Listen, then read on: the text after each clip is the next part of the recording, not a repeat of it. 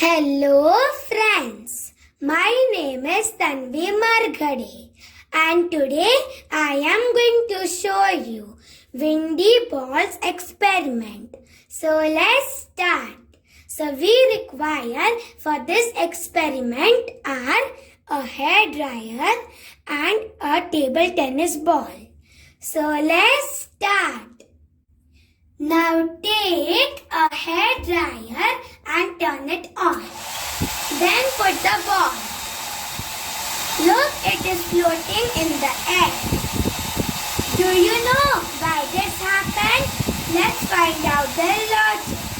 The moving air exerts a lower pressure than the still air around the ball. Hence, the ball gets pulled towards the hair dryer instead of getting thrown away. So this is how to do windy balls experiment. Thank you for watching this video. Till that time, bye-bye.